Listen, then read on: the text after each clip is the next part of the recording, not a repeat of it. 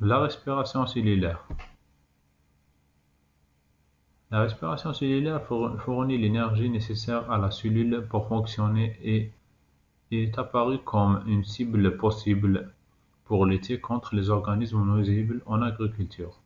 La mitochondrie est le centre énergétique de la cellule. Dans cette figure, un schéma de la chaîne respiratoire mitochondriale. Certains insecticides ont la propriété d'inhiber les différents complexes de la chaîne respiratoire mitochondriale. Ils vont agir en perturbant soit les réactions d'oxydation, soit le gradient de protons. Il en résulte une perturbation dans la synthèse de l'ATP. Ces insecticides sont principalement utilisés dans les cultures arboricoles. En général, ils présentent une faible toxicité vis-à-vis des mammifères, ainsi qu'une faible persistance dans l'environnement. Par exemple, le péridabane est utilisé pour lutter contre les mites et les insectes comme les pucerons, en inhibant le complexe 1 de la chaîne respiratoire.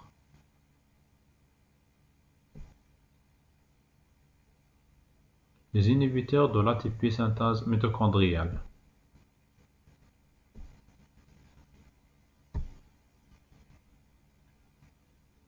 On a la molécule de l'azocyclotine, appartient à la famille chimique des dérivés stanniques, est une substance qui présente un effet acaricide et qui appartient à la famille chimique des dérivés stanniques.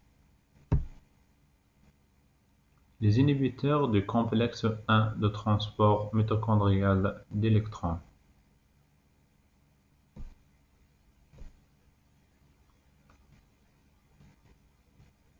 On a la roténone. Contrairement aux autres insecticides de cette famille, la roténone, qui est un insecticide naturel produit par les plantes tropicales comme le déris, présente un danger pour les mammifères. En effet, l'exposition à cet insecticide est un facteur de risque dans l'étiologie de la maladie de Parkinson. On a aussi les inhibiteurs du complexe 4 de transport mitochondrial d'électrons, comme la phosphine, appartient à la famille chimique des phosphines. C'est un inhibiteur du complexe 4 de transport mitochondrial d'électrons, utilisé principalement dans la fumigation contre les déprédateurs des denrées agricoles brutes, entreposées, comme les graines des céréales, les graines de légumineuses et les dattes.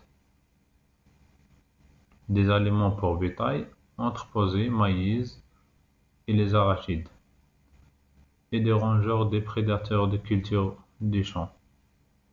Il est ainsi efficace contre les insectes, comme les pérales, les charançons des grains, les charançons des riz, la bruche des haricots.